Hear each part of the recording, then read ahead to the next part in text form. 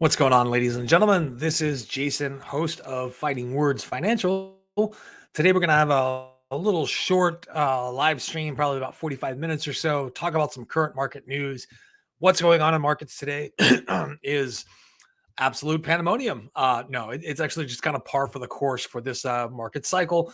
Markets are down today with the NASDAQ leading the charge, going down about 2.6%. Russell 2000 down about 2.1%. The S&P down about 2.1%, which is significant, and the Dow Jones down about 1.8%. So why is this happening right now? Well, there is a lot of bad news that's out there right now, but the main thing that's happening right now that's influencing markets is probably just uncertainty.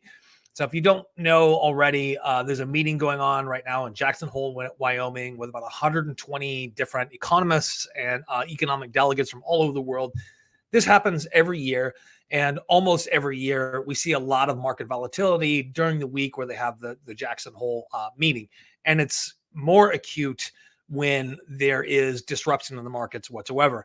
But a lot of what is causing the market to go down right now is simply uncertainty. Okay. So I would expect that as soon as we have clarity as far as what the Fed or what the representatives from the Fed are saying in their speeches, which is not an official Federal Reserve meeting. Those are 8 of those per year. This is apart from those. And let's talk about why markets care so much about those. So remember, so why markets care so much about the Fed's annual Jackson Hole meeting. Every year in August, the Federal Reserve holds a small gathering of the world's leading economists and policymakers. Only about 120 people attend every year, but the publicly released papers and speeches, as well as media engagements by policymakers, have made the Kansas City Fed's Economic Policy Symposium a landmark event for Fed watchers and investors tuned in from afar. So what we're really trying to do during this meeting is sort of read the tea leaves from what they're saying sort of officially during these meetings. So the late August event is usually for 3 days. It begins with a dinner on Thursday. The next morning kicks off with a speech from the sitting Fed chair, followed by other speeches and panel discussions. So the conference is separate from the Fed's 8 pre-scheduled policy setting meetings, during which the FOMC votes to change interest rates or balance sheet policies in response to economic conditions. But Fed chairs are aware of the heightened attention, especially with everything going on right now, and have used speeches at Jackson Hole meeting to provide an update on economic conditions and signal policy shifts ahead. So I don't think it's any surprise to anyone that we're probably looking at more interest rate raises here in the future. Although there are a few things going on worldwide right now that we should talk about, particularly in China. I'll get to that in just a minute. But the heads of major central banks, i.e. the Bank of Japan, the European Central Bank, the Bank of England, are familiar faces at the events, and they provide opportunities for face-to-face interactions inside and outside of Jackson Hole's conference rooms.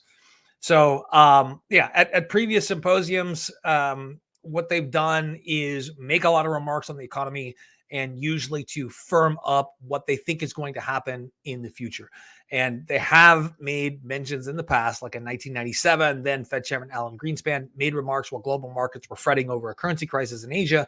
Greenspan made a brief mention of Mexico that sent the stock market tumbling. So they do tend to pay attention to messaging. You're not going to see a lot of off-the-cuff comments in this meeting. What you're going to see is a lot of people being very, very cautious about what it is that they do say. Okay. So let's talk about some of the news that's out there today. Some really important things. I want to briefly touch on the housing market again, and let's talk about what's going on. The California housing market pukes. That's a pretty bold headline. As sales collapse, San Diego County is down 41% and prices begin to soon. It's a sure bet that when volume of sales starts to go down, we're going to see prices follow pretty soon. And it's going to be a bit more acute when it comes to the California market, when it comes to other markets. The prospect of someone looking for a home being priced out of the market is a lot more real here than is in a lot of places. Let's say you're looking for a home that's priced around median price here in California is right about $1 million right now. The interest you're paying on that loan would have been about $26,500 a year at the beginning of the year. And today that's going to be close to $50,000. So you're paying roughly twice as much in interest as you were paying at the beginning of the year. It's going to price a lot of people out of a home. You don't have a choice really to search for lower priced homes. If you look in most markets, you're going to see that, your $800,000 home here in Southern California you don't really have the option to buy something that's less expensive if you want a 3-bedroom, 2-bath home that's at least 1,500 square feet. So it's peak home buying season in California, but sky high home prices, mortgage rates, collapse of cryptos, vanishing DeFi, and the implosion of tech startups, SPACs, and IPOs, all of which are crucial to the perception of wealth of many Californians, has pulled the rug out from under many of California's splendid housing markets. Sales volumes of single-family homes plunged by 14% in July from June, seasonally adjusted, and by 31% from a year ago, and is the 13th month in a row year over year of declines, according to the California Association of Realtors. Sales volume of condos also plunged by 18% and by 36% from a year ago. Prices will eventually follow volume. That is a surety. The median price of single-family homes dropped 3.5% July to June, and it's down for the second month in a row, slashing year-over-year gain to just 2.8% over last year. The median price of condos dropped 2.3%, down for the third month in a row, whittling down the year-over-year gain for 7.5%. I don't know about you guys, but I was actually raised in an area where there was almost no condo market. It was either single-family homes, trailers, or apartments. Those were pretty much your options. The fact that we have this other market to sort of take a look at what's going on in real estate gives us a lot more data to work with. Now, a lot of other municipalities like Las Vegas are actually kind of following suit here with California. But markets like Phoenix still look relatively healthy. Markets like Austin look relatively healthy, but there are some warning signs. And the same thing with Dallas as well. Those actually look pretty healthy. Atlanta's kind of in the same boat. But what happens in California eventually spreads out. So let me see here. I got a question. Michael Will says, simple question, but clearly not a simple answer. Can you explain quantitative tightening, what it is and what it does to the economy? Quantitative tightening is a catch-all phrase for everything that takes money out of the economy. Basically, it reduces liquidity. And it's the aim of that, of course, is to reduce inflation or to cool down an overheated economy. What we have right now is an overheated economy. We have demand that is out of control and supply chains that cannot keep up with it. And we run the risk of some sort of systematic breakdown at some point.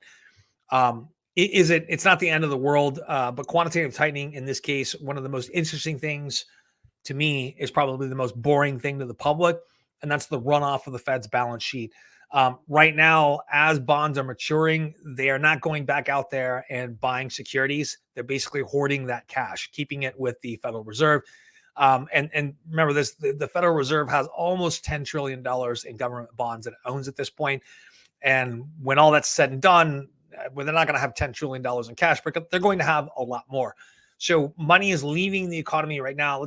Let's remember that the federal budget is reduced by about 20% as of what it was last year. So the government is spending 20% less than it was last year. Plus, we have the Federal Reserve sucking about $120 billion a month out of the economy due to balance sheet runoff, meaning these 10, 20, 30-year bonds that they were buying out of the market, not just government bonds, but corporate debt as well.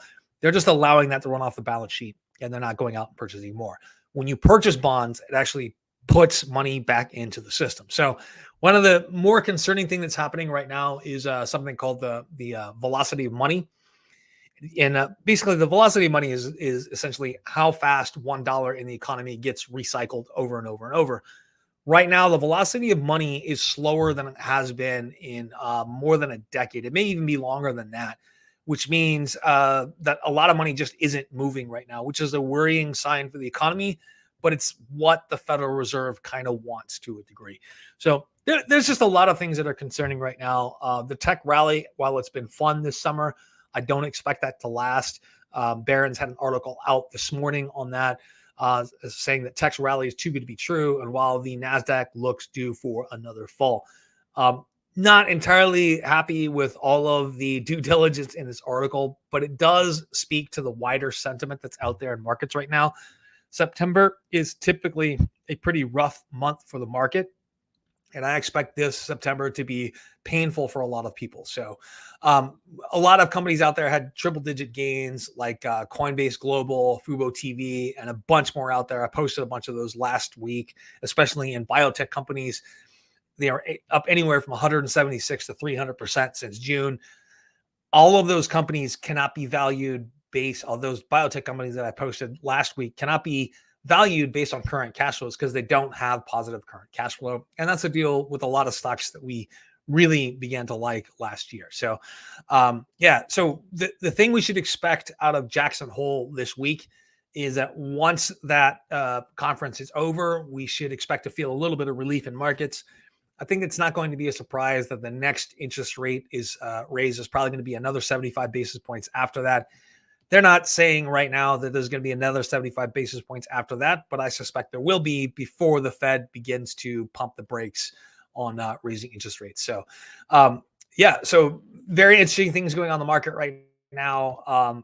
One of the things we want to talk about is Bed Bath & Beyond shares tank on reports that suppliers have halted product shipments.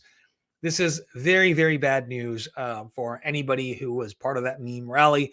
The gentleman who kind of sparked that, Ryan, I think his name was Ryan Cohen, he made off with $68 million when he announced that he was disposing of his position, leaving most retail investors just sort of holding the bag there. He gets away with it basically because he can. He's got the money and the legal protections to do that. Even if he ends up getting in trouble with the SEC, I imagine he escapes with a slap on the wrist fine, much like many of these other people do when that happens.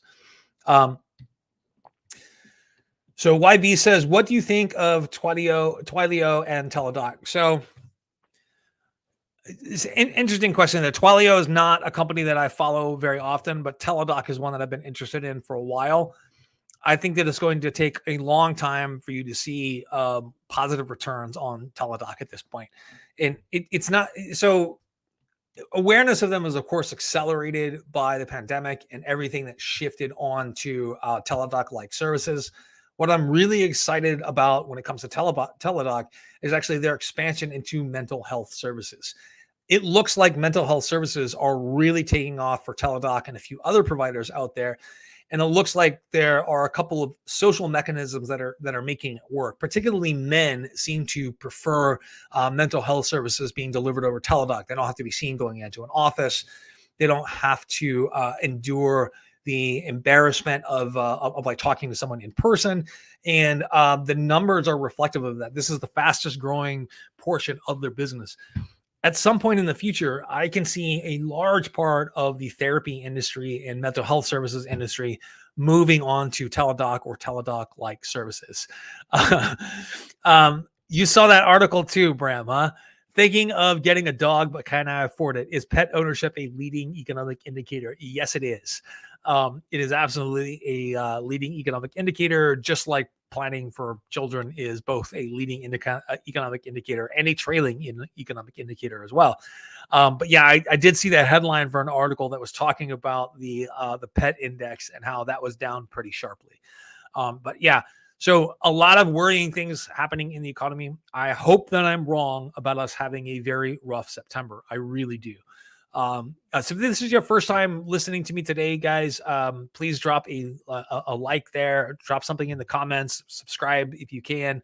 Also check out my Patreon when you get a chance. My daughter is always reminding me that I never talk about it, but I should. It's a great group of people that share a lot of really good and pertinent knowledge to the individual investments that we have. So Bram says, never saw an article. I saw the article this morning, the headline, and I've read similar articles in the past, Bram. But I didn't actually stop to read this one because I was doing some other research. Bed Bath & Beyond shares and AMC, of course, on the brink of bankruptcy. It looks like the meme stock ride is coming to an end here pretty quickly. This is probably the biggest news that people aren't really talking about. And this came across on Reuters. It came across Reuters is about 6 hours ago, but really yesterday is when this news came out. China cuts lending benchmarks to revive a faltering economy. This would seem to fly in the face of inflation concerns for a lot of people, and is an indicator that central banks around the world are not on the same page. China is also suffering from massive inflation issues at this time. They're also suffering from additional COVID lockdowns, and of course, their mortgage crisis. Another reason I think that it's going to be rough in September. So our economies are tied together, but they're not tied together in a way like a collapse in consumer demand here has a lot more negative impacts on China than a collapse in consumer demand in China has on the US. It just has to do with consumption patterns, but this is concerning nonetheless. One of the things that is really good is that we don't have as much exposure to Chinese corporate debt as many people think we do.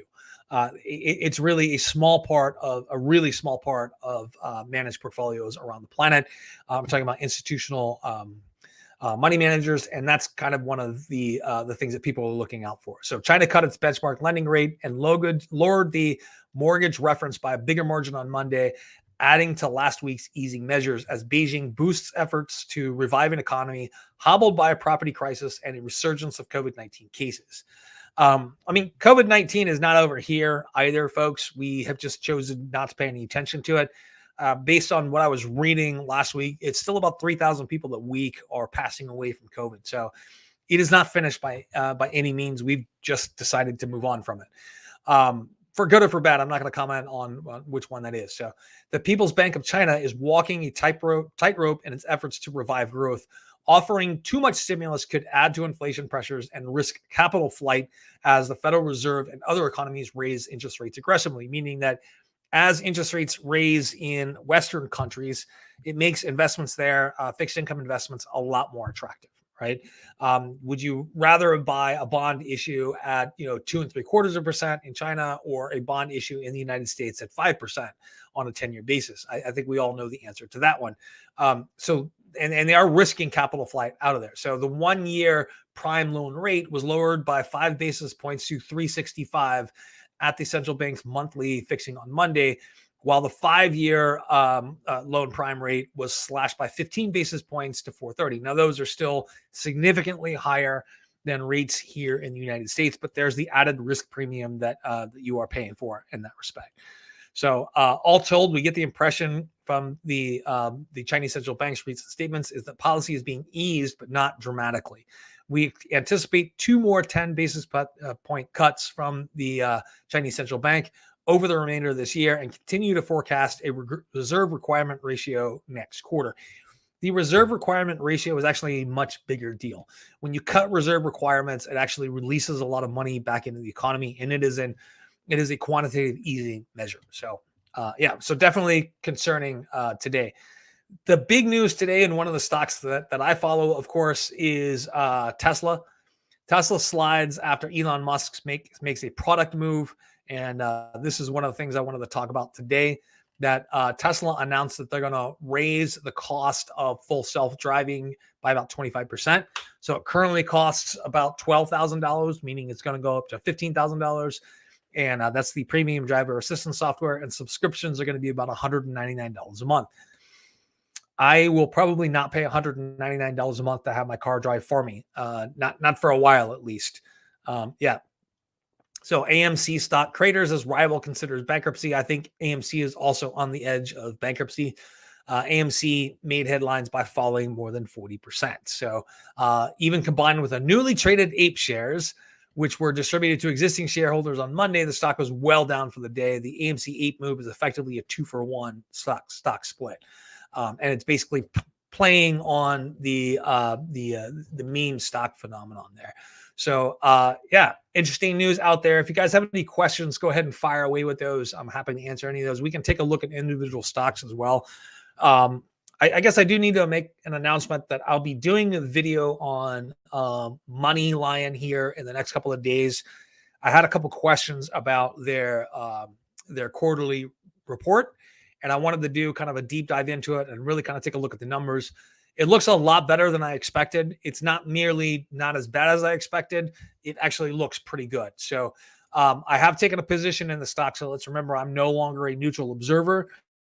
I have a significant amount of shares. I bought some on Friday. I wish I had waited till today. And I bought a few more today, bringing my total up to like 11,800 shares or something like that. So between all of my accounts, I have about 11,800 shares. So I am no longer a neutral observer when it comes to Money Lion. Keep that in mind when you watch that video.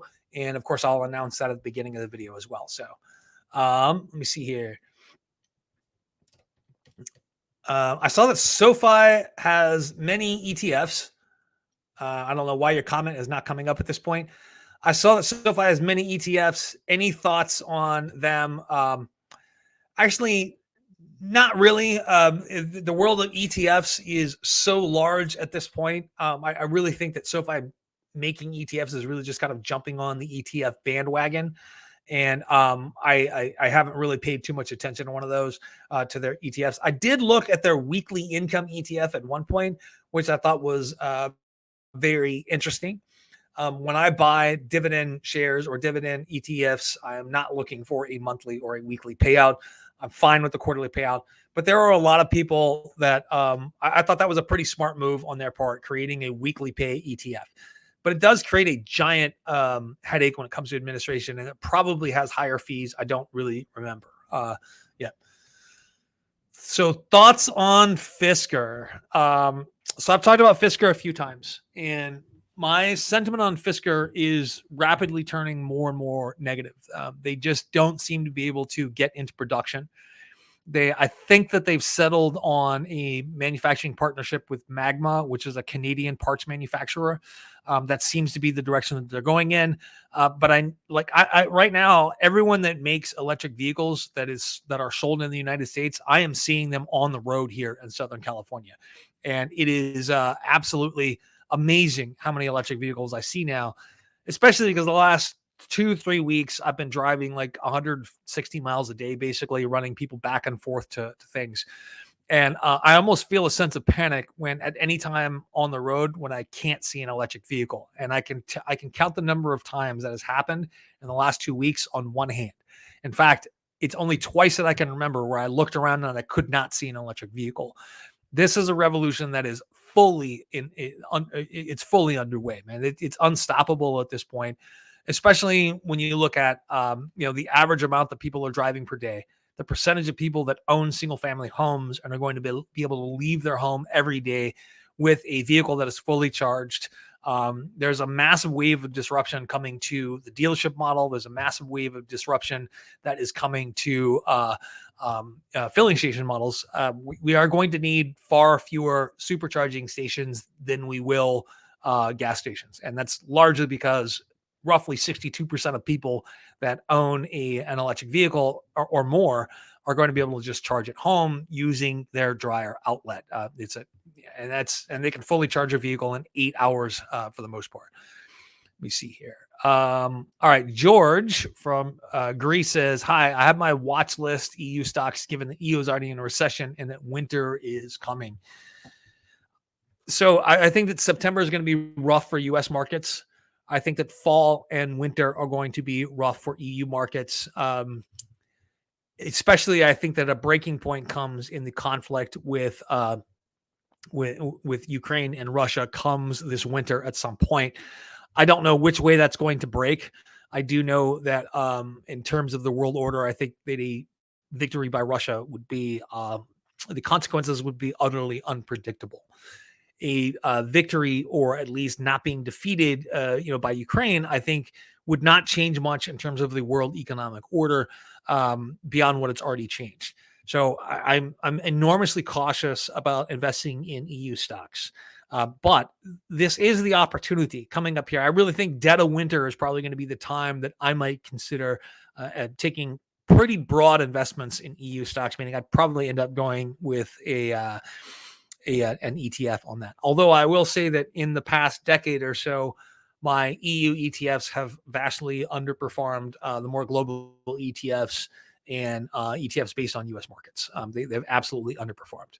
And that has been disappointing because essentially since about 2016, 2017, 2018, we've been anticipating a sort of European rebirth that really looked like that was beginning to happen at the beginning of 2022. And then we have the conflict with Ukraine throwing everything into chaos. So let's move on back here. And Bram says, I'd pay for full self-driving by the month if I could buy it and cancel if I drove and if I had a car, which would be a Tesla. I don't think Tesla today to be connected to the you don't think Tesla's drop today is connected to the full self-driving price. It's the macro environment rules. That's probably accurate. The macro environment definitely rules quite a bit more. I've seen a lot of like negative hit pieces on a bunch of stocks that I like recently. And that's really kind of what's going on right now. actually don't see a lot of company-specific news that's tremendously negative towards any of the companies we're looking at. Maybe you see a repricing of of what you think the future is going to look like for a lot of these companies based on where the economy is today. But a lot of these companies don't have anything specifically wrong with their individual businesses or strategies or anything like that. It's really about the macro economy. And you also make the point that that Magma is Canadian in origin, but it is worldwide. That is correct. And they're a huge parts manufacturer. They're not a small company at all. So Hamdan Ahmadi says, do you think Lucid has a good future? Lucid is a company that I would, and let me put it to you this way. I would like Fisker to have a good future. I would like Lucid to have a good future. I do think that Lucid's choice to build a factory in Saudi Arabia is a strategic one. And I do believe that it could work out in their favor, but the pathway that they have to thread to success is very narrow here. It's like trying to thread a needle in this case. And after you've run a marathon. And largely because they're following the Tesla blueprint, when the Tesla blueprint for success may be outdated to a degree. I think that you are possibly correct that their vehicle is priced a little bit too high. Although I think we're all going to be surprised by the demand that Lucid vehicles have. I think that there is already a bit of a sort of electric vehicle counterculture that is brewing where some people, no matter what you do, they will not buy a Tesla. Right. So I'm a Tesla stockholder. I've been a Tesla stockholder for a very long time. I love it when I see, Tesla vehicles out on the road because I own lots of Tesla stock. But there are a lot of folks who will not buy a Tesla simply because everyone else has a Tesla. And this is something that someone really convinced me of in my Patreon group about this. And I've been thinking about this now for 2 years after he's made this statement. And that culture has definitely started to brew, and not just with Lucid. I was speaking to someone recently who bought a Ford Mach-E, and that was essentially their reasoning. They bought the Ford Mach-E instead of buying the Tesla Model 3. And at the time, the prices were roughly equal, but that was essentially a large part of their reasoning is that it's not a Tesla. So I think there's room to create a market from that sentiment. And that's the case with every brand. That is simply the case with every brand. And let me see here. Let's get on to another question here. With the UK leaving the EU, that for me changed the dynamic of investing in an EU ETF. All I'm doing now is buying US and Vanguard ETF indexes. You had mentioned, you just posted earlier, just a Vanguard and question mark. Vanguard's a fantastic company. It's a fantastic company for passive investing. They have exceptionally low expenses, very low turnover in their portfolios. And I think it's a great company for what it is. I don't think so. When it comes to passive investments, ostensibly the Vanguard S&P 500 ETF and the Schwab S&P 500 ETF and whatever other company out there, they should be investing in exactly the same things. And you really should be choosing those ETFs based on their lowest, based on which one has the lowest expenses. So I think that, like I said, Vanguard is a great company for that particular strategy. Yep. And Tell 666999 says, I'm waiting for the $10,000 or $25,000 Tesla car. We all are. Let's remember Elon Musk's promise of the $35,000 Tesla Model 3. It did happen about 3 years behind schedule, and for only about 6 months was a $35,000 Tesla Model 3 available. Most people that I know personally that bought a Tesla Model 3 did it in the $40,000 plus range. So, and Deweese makes the comment that Tesla slides after Elon Musk move is typical clickbait. It is. I think it's typical clickbait. So, yeah. So in Hamdan, we've talked a little bit about the Lucid factory being opened up in Saudi Arabia, and a lot of people that aren't familiar with kind of like world history, especially the history of world commerce, don't really recognize the time when the Hijaz was a sort of major trading center. and it still could be a major trading center if a port with manufacturing facilities was developed there. You have pretty easy access to all of Asia, pretty easy access to Europe through the Suez Canal. And I think that investment in manufacturing is something that Saudi Arabia probably should invest in, considering that I don't think a sovereign wealth fund alone is going to cut it in terms of benefiting their entire population. And I think they have to do something to develop their economy beyond just extracting oil out of the ground and then investing in stocks, which is essentially what they're doing right now. Let me see here.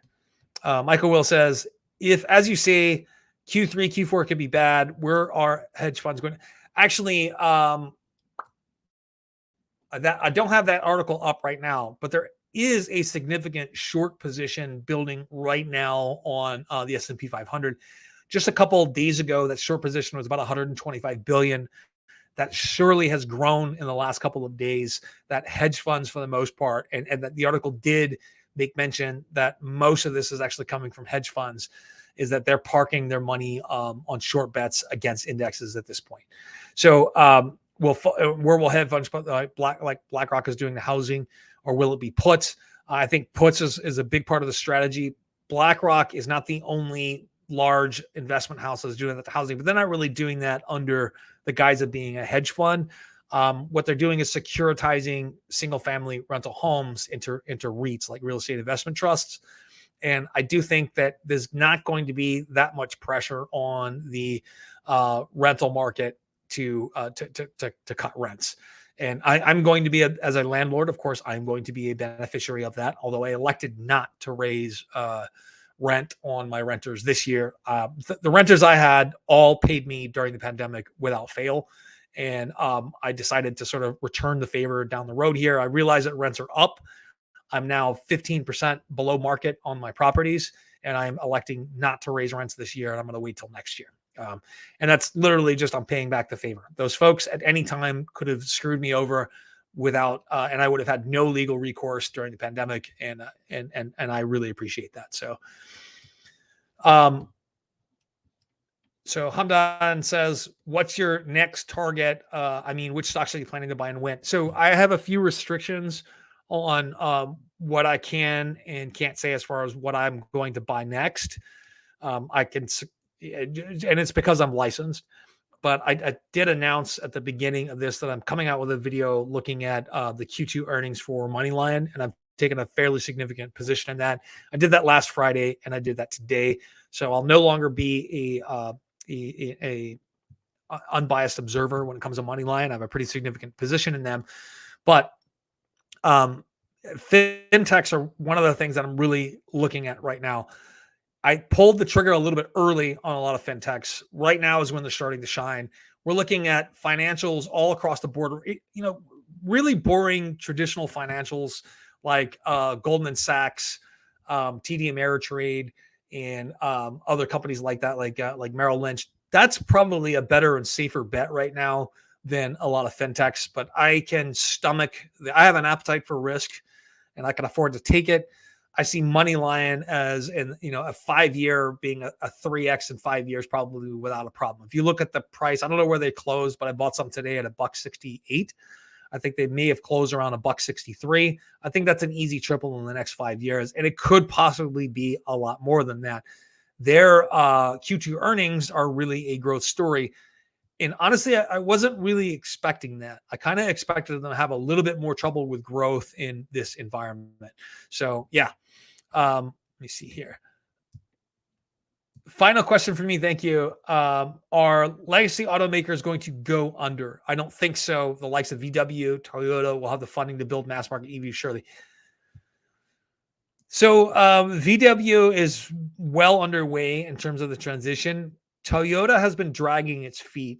It is a notoriously conservative company when it comes to electric vehicles. Though it took them forever to move away, and they really still haven't moved away from their nickel hydride battery. That's what they use in their hybrid vehicles, and they're not making. And they also have this alternative strategy with hydrogen as well, which I don't know. They seem to be very serious about that 2 years ago when they announced it. At this point, right now, have not seen a lot of news about what they're doing with their hydrogen strategy. Let's remember, because they have the threat of China hanging over them at all times and their alliance with the US, I think that they want to thread the needle there in a different way and have a strategy that's based on EVs as well as an alternative source of fuel. They're even making they're making massive purchases of these coal supplies in Australia as well, which I found very interesting. But no, I do think that some legacy automakers are going to go under, and that shouldn't be a surprise because they go under all the time. Out of the 1,600 or so automakers that were founded last century, only two of them have survived in the United States, and that is Ford and Tesla. All of the other auto companies went into bankruptcy and were reorganized, and everyone who owned stock in those companies went to zero, essentially. So, and George makes a comment here. I don't think Lucid's business plan makes any sense at all. They can't compete with Tesla, BYD, and other EV manufacturers that have factories and real outputs. So they are going to compete with Tesla in that premium space. And I think they can do that relatively easily.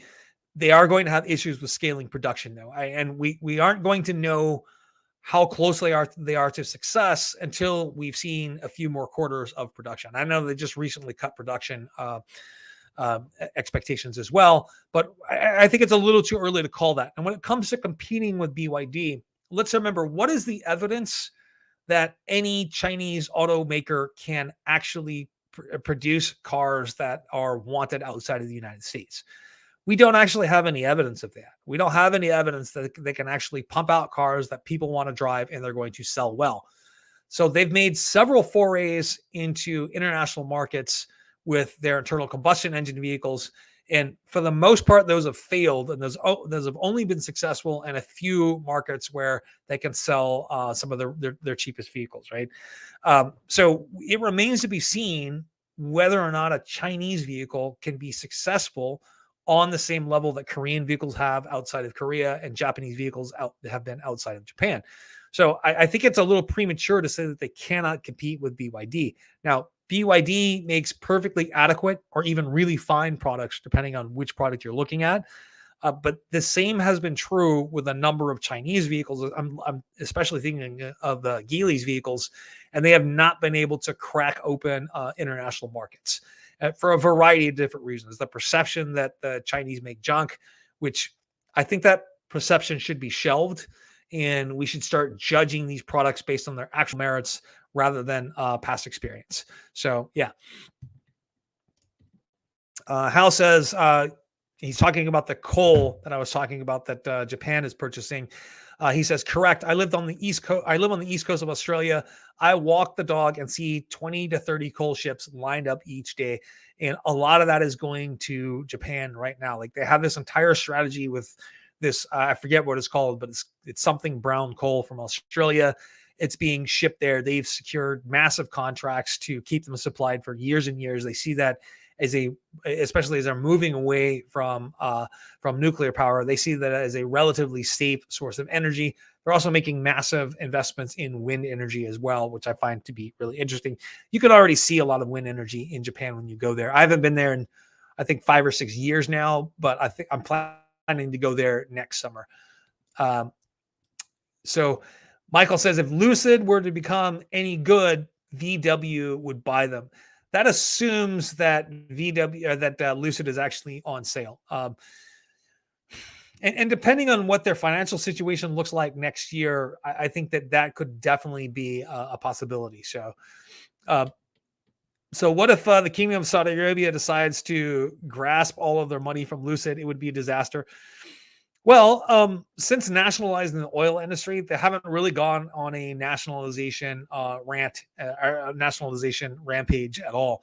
They are fairly committed to the sort of crony capitalism that has been in place since the 1980s.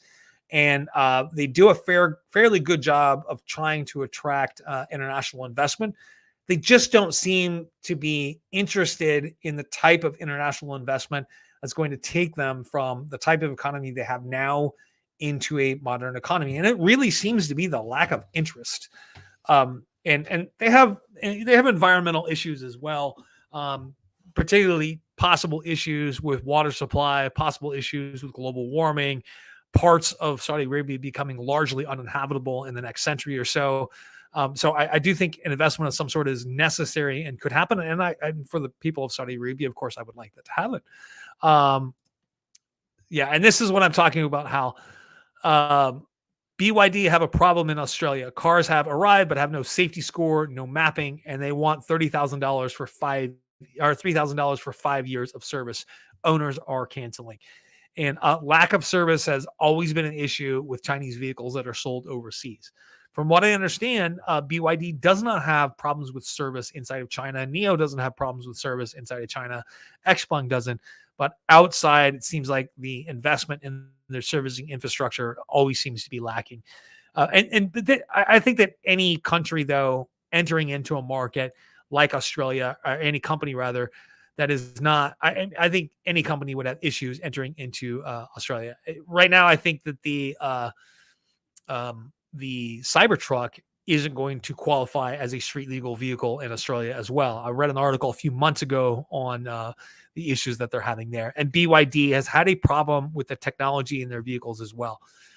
My issue with the technology in electric vehicles is I wonder if it's going to become like a lot of the CRM software that I work with, or a lot of the business management software that I work with, where I may use one section of it very heavily, but 90% of the rest of the services that are offered by that software package, I just don't use. I never learned to use them thoroughly enough. So, and I wonder if that's going to be the case with a lot of the bells and whistles when it comes to these electric vehicles. People are trying to turn the electric vehicle into your car, into an entertainment center and all that. It's still a mode of transportation. My other worry, of course, is that if we really do have full self-driving vehicles, I think that the very nature of owning a vehicle may change. Far fewer people will own a vehicle, and most people will have a subscription for a vehicle. But that's my wild opinion out there. And it's actually, I came to that opinion through one of my fishing buddies. We were talking about this one day about how in the future, people may not own a vehicle. What they may have is a subscription to Ford or a subscription to GM. You need to go somewhere and haul 10 sheets of plywood in the back of a truck. You order one through an app on your phone. The truck shows up at your house.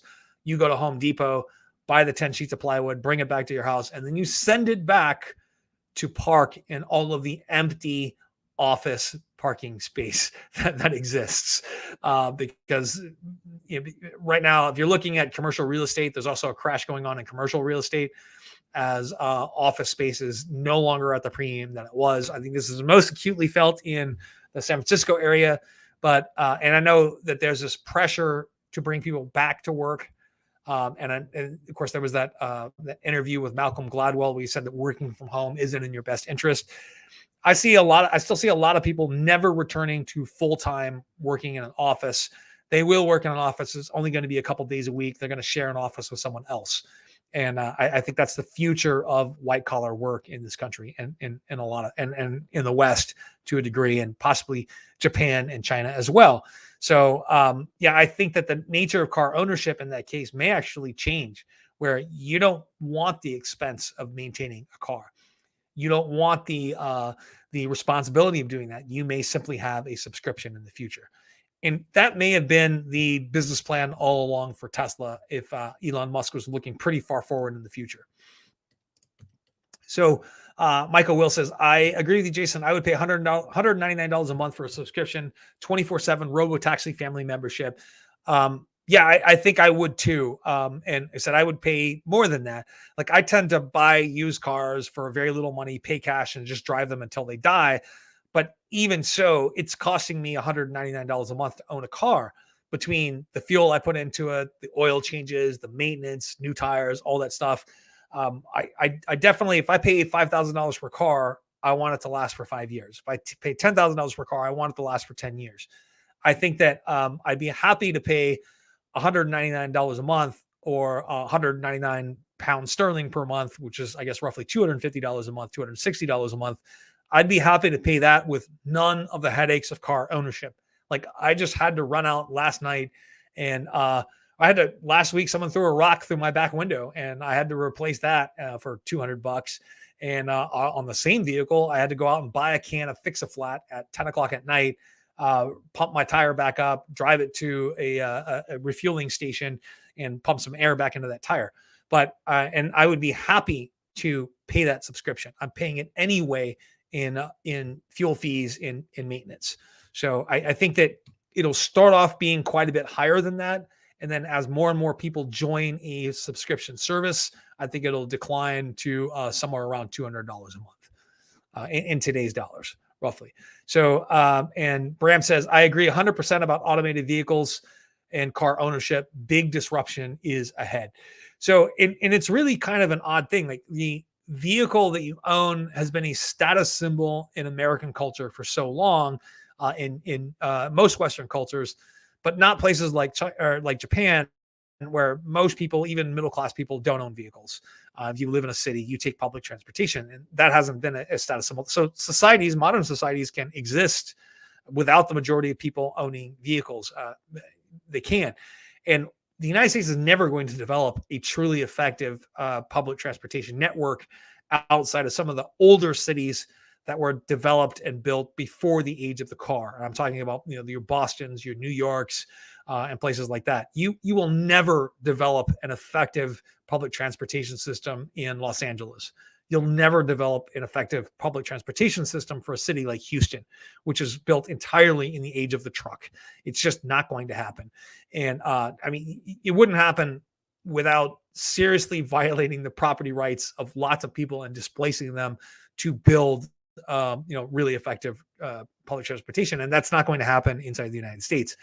I think that the subscription for 24-hour, robo taxi, or just vehicles showing up at your house and then you personally drive it instead of robo taxi, I think that's probably the disruption that's coming down the road.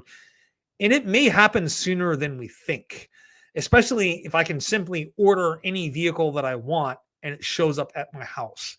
I already take, because I have a liquor license, this is really bad, but because I have a liquor license, I already take Uber and Lyft more than I ever thought that I would.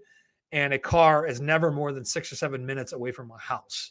I don't like the fact that I had to pay $80 for a Lyft home from my bar the other night, or 2 weeks ago, but it was a lot cheaper than, $10,000 for a DUI and possibly losing my liquor license. That's definitely a lot cheaper than paying $80 for a Lyft. But I think that that's going to be one of the bigger shifts in our society as well, when owning a vehicle is no longer a status symbol, where your brand that you buy a car in, they're going to compete based on service, based on the size of the network, the time you have to wait to get a vehicle. And I think that is coming possibly sooner than we think. But okay, so we are coming up on 48 minutes today. I wanted to keep this a little bit short because I do have some other things to do today.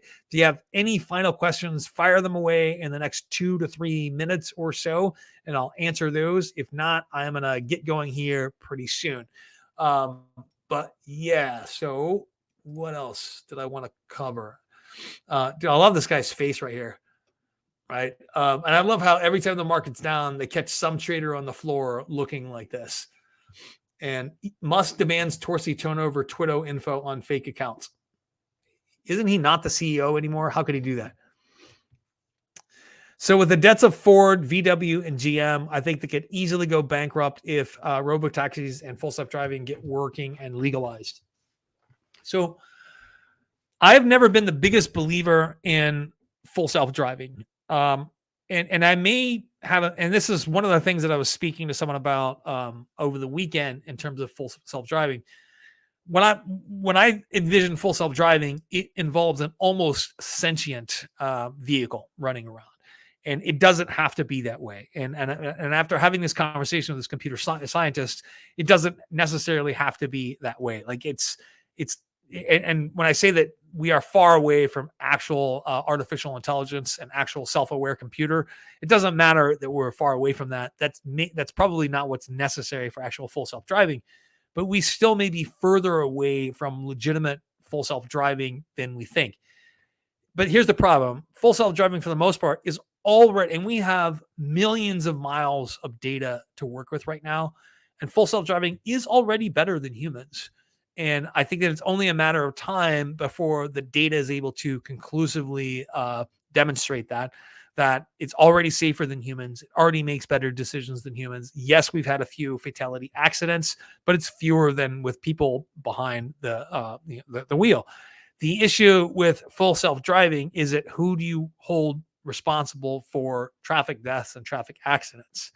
It's got to be the companies that provide these services, and it's not going to be the individual in the vehicle, right? So, how does the insurance world adjust to that? How does the legal world adjust to that? These are all things that have to be solved as well.